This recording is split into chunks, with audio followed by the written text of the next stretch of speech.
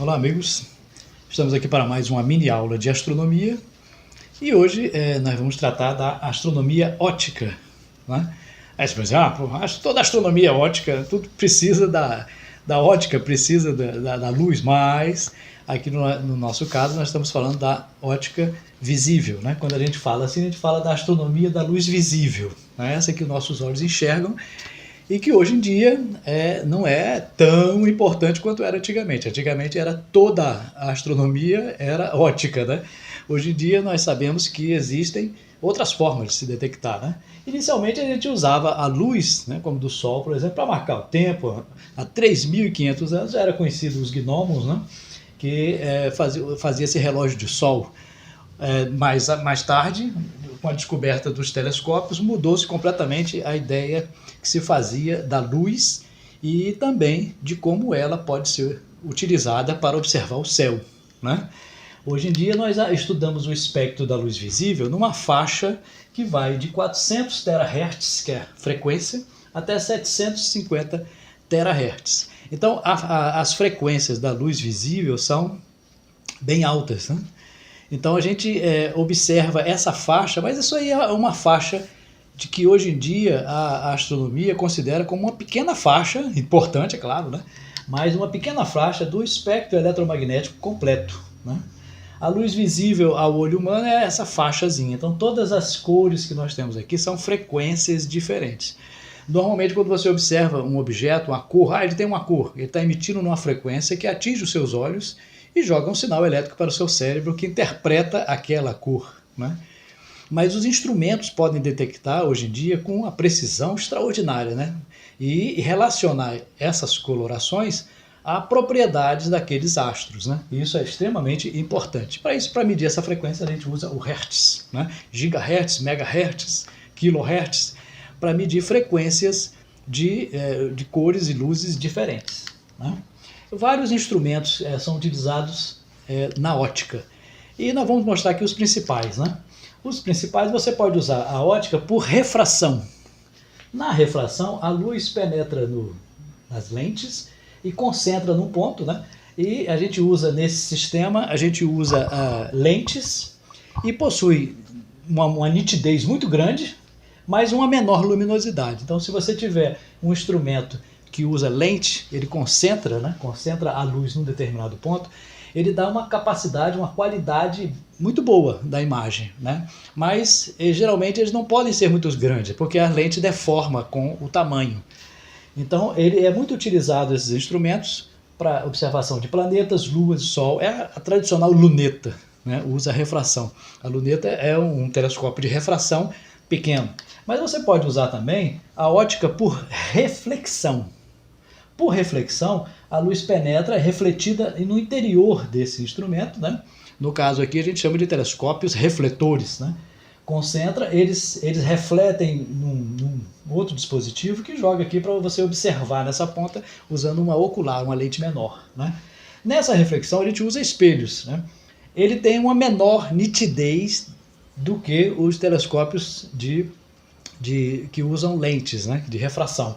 Mas ele tem uma maior luminosidade, são mais brilhantes, a imagem é mais clara, digamos assim. E são usados geralmente para nebulosas, galáxias, né? Então, dependendo do que você vai observar, você vai escolher um instrumento. Ou você pode escolher também um misto, né? A óptica mista, né? Onde você usa lente e espelho junto. Qual é a vantagem desse? Bom, esse substitui os outros dois, assim, né? De uma maneira clássica. Mas a grande vantagem é o tamanho, né? Ele tem um menor tamanho, né? Você teria que fazer, por exemplo, um telescópio desse aqui com 50 centímetros, você teria que ter um equivalente desse aqui com 2 metros, né? Um daquele lá de 3, 4 metros de comprimento. Então a estrutura para sustentar ele, para apontar com precisão, é pior, né? Então muitas vezes se usa uma mistura de espelhos, lentes e reflexões internas, né? Então a óptica física, né, e geométrica é utilizada para esses instrumentos da luz visível. Mas nós temos outros acessórios ópticos. Para que servem esses acessórios da óptica da luz visível? Servem para melhorar a qualidade do aumento que você dá a um instrumento. Lembrando que o aumento de um instrumento na astronomia é calculado por essa fórmula aqui, ó. Você divide a distância focal do telescópio da objetiva principal pela distância focal da ocular. Então, tem um que capta a luz e tem outro que você olha. Então, esses dois você divide a distância focal da objetiva pela da ocular, né? Então, por isso que a fórmula é D grande sobre D pequeno. D grande, distância focal da objetiva, e D pequeno da ocular, que você vai observar. Então, você pode ter acessórios, como, por exemplo, um conjunto de oculares diferentes, né? Tem gente que olha, estou olhando aqui no telescópio, estou vendo a lua, aumenta aí. Para aumentar, tem que tirar aquela ocular e colocar outra, né? Então, nós temos que ter um conjunto de várias oculares. Oculares, por exemplo, de 56, 40 milímetros, são consideradas grandes, né? E oculares de 5 milímetros.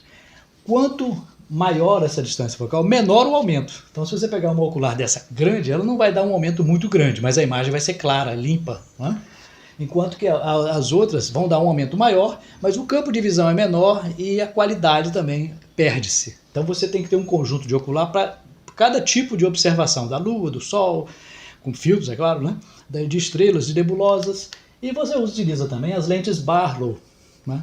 Uma lente Barlow, ela duplica ou triplica, né? Essa aqui, por exemplo, é 2x, ela duplica a distância focal. Então você tem o dobro de aumento, né? Lembre-se que o aumento depende da distância focal do telescópio, da objetiva do telescópio, pela distância focal da ocular, né?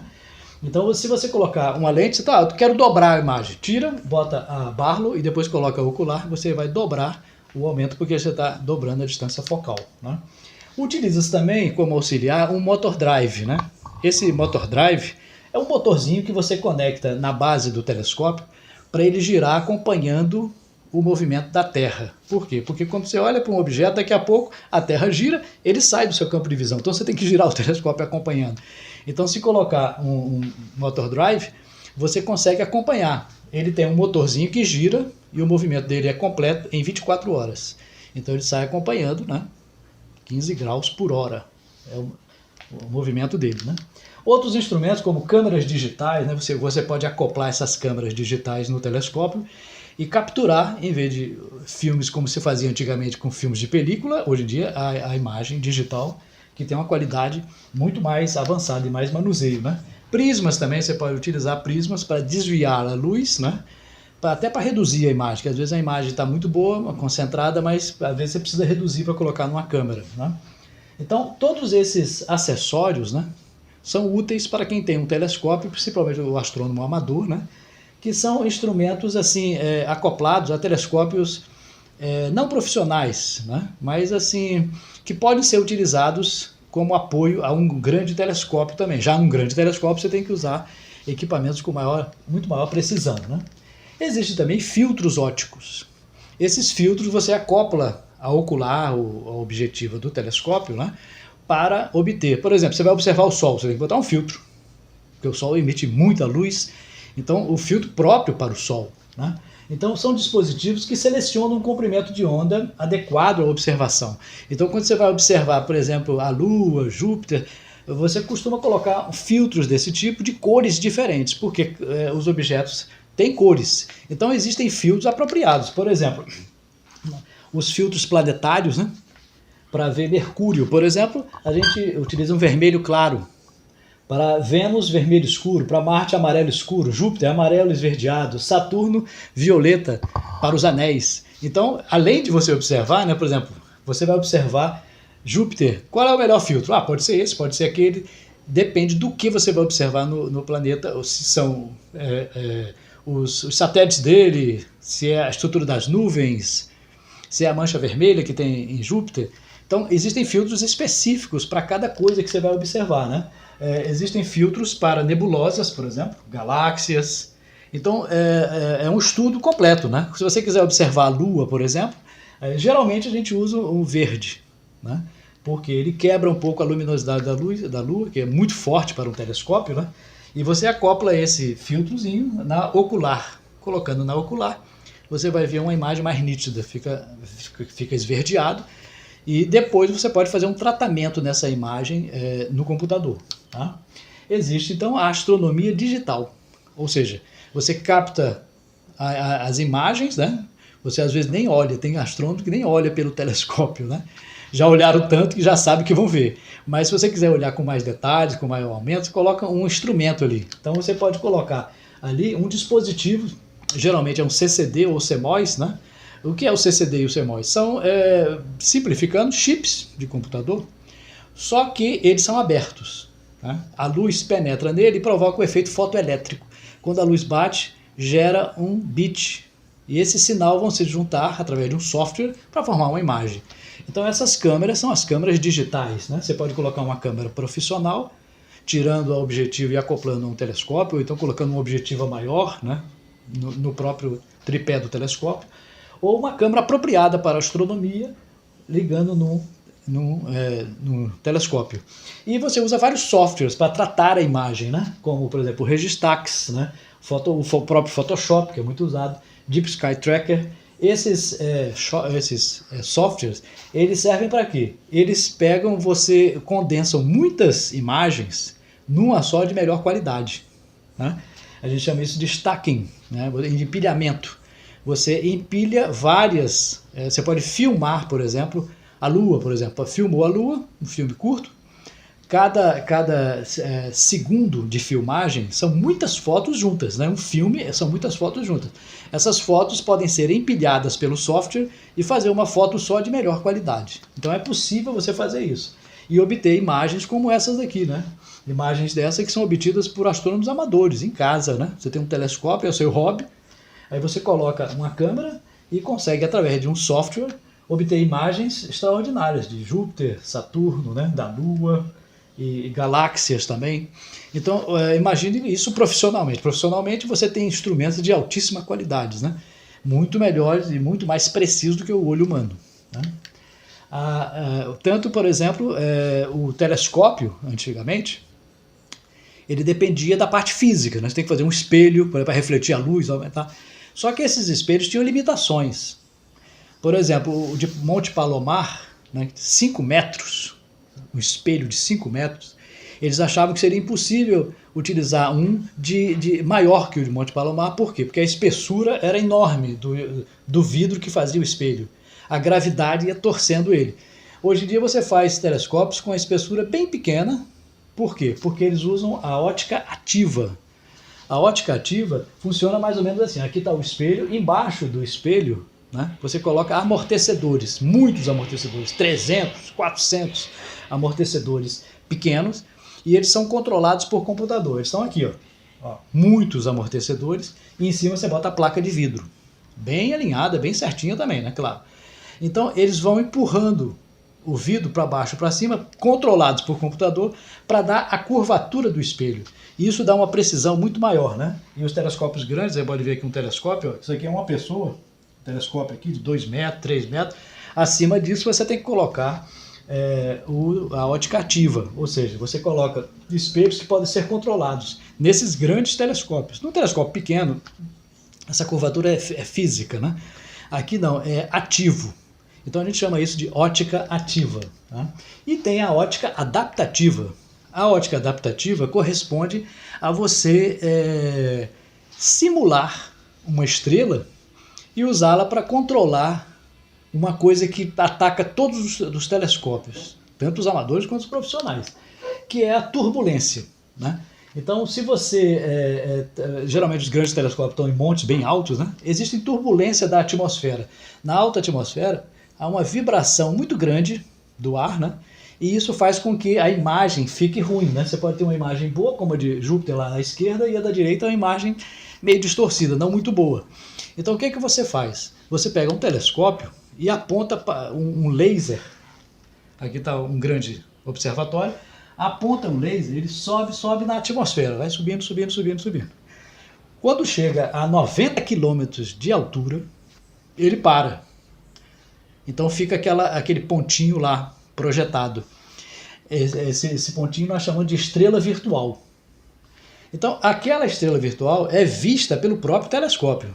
Você aponta o telescópio para o seu próprio laser que você mandou. Então é uma imagem que não é a imagem das estrelas reais, é uma imagem sua. Você provocou aquilo na atmosfera, porque o laser tem um limite, porque a atmosfera vai absorvendo, e agora que ele para. Então você aponta para ele, para a ponta do laser, e você vê que tem umas vibrações. Essas vibrações são as vibrações da atmosfera naquele momento, naquela posição em que você está. Essas vibrações são jogadas para o computador, que vai dar o desconto na imagem que você vai tirar a seguir. Então você aponta, ó, naquele momento é essa vibração, está vibrando para cá, desse jeito, nessa intensidade. Faz um padrão. Então o trabalho do astrônomo agora é inventar um software, né? E isso existe, né? Um software que contorne aquelas mudanças. Então o que ele faz? Ele obtém imagens bem melhores, né? Aqui, por exemplo, uma fotografia que você tiraria de um conjunto de estrelas ou galáxias, né? Sem a observação, e aqui com a ótica adaptativa. Então, com a ótica adaptativa, você pode obter imagens extraordinárias, muito boas mesmo. Os computadores calculam as distorções para que Os computadores calculam as distorções para que o espelho se adapte àquela realidade da atmosfera. Ou seja, a atmosfera, em cada lugar da Terra que você está, ela tem uma turbulência diferente e em horários diferentes, né? Durante o dia, o Sol está atingindo a atmosfera, tem uma turbulência. À noite tem outra turbulência, de outro jeito, né? Então você faz uma na hora. Então você obtém imagens que podem, às vezes, quase igual àquelas obtidas no espaço. Tá? Então existem fotos na Terra quase iguais à do Hubble, né? Alguns até melhores do que o Hubble. Por quê? Porque você eliminou a atmosfera, né? É um método indireto para melhorar a qualidade das imagens ópticas. Existe também a interferometria óptica, né? Usa o interferômetro, né? O que você faz? Você usa vários espelhos, né? Só que eles mudam de posição, né? Aqui, por exemplo, o VLT, né? É o Very Large Telescope, no Chile, né? É um dos maiores do mundo. E lá tem espelhos de 8 metros, mais ou menos. E eles são móveis. Eles ficam sob trilhos, aqui, como esses aqui, ó, os trilhos aqui. Tudo controlado, certinho, computadorizado. Aí o que você faz? Você junta a imagem de vários telescópios para formar uma. Lembrando que o que a gente faz é como uma interferência, por isso chama de interferometria. Se você estiver numa piscina, você vai ver que existem ondas. Se você bater na água de um lado e do outro lado, assim, bater nos dois, faz duas ondas. E elas interferem, há uma interferência de onda. Do mesmo jeito, as ondas de luz são recebidas em cada um dos telescópios, e essa interferência é determinada por computadores até obter uma imagem melhor. Então nós chamamos isso de interferometria. Você observa de vários ângulos, sabendo a distância com precisão, de laser, etc. Você pode determinar, através de softwares de computador, como juntar as imagens para eliminar ruídos e melhorar a qualidade, né? E isso é feito em grandes telescópios também. Aqui, o do Chile, o VLT, ele usa o meta-interferometria. É formado por 4 espelhos de 8,2 metros e 4 espelhos de 1,8 metros. Então são espelhos grandes, mas únicos, enquanto que o GTC, né, é um espelho só, nas Ilhas Canárias, né? GTC significa Grand Telescope Canaria, é um espelho de 10 metros. Só que esse espelho é feito de 36 partes de 1,90. Ele analisa a luz visível e infravermelho lá, né? A diferença dos dois é que esse daqui usa vários telescópios, né, de 8 metros. Aqui é um deles, ó, uma pessoa em cima. É isso aqui, eles estão limpando, polindo, um telescópio só, né? São 4 desse aí. Enquanto que o de 10 metros são vários telescópios, vários espelhos juntos para formar a lente principal. Então é uma outra técnica também, mas os dois contribuem, fazem imagens extraordinárias, né? E no futuro nós teremos grandes telescópios também, como por exemplo está programado para em 2021 o lançamento do ELT, né? É extremamente large, large, um espelho de 39 metros com partes de 10 metros cada um. Então são vários de 10 metros, que vai ter no total 39 metros, e outros telescópios, como o de 30 metros, um de 25, 20 metros, 10 metros, e cada um com uma utilidade diferente, né? Então esses telescópios todos aproveitam a luz visível, né? Essa astronomia óptica, que é a astronomia da luz visível, é que evoluiu desde Galileu até métodos altamente avançados que nós conhecemos hoje em dia. Ok? Obrigado.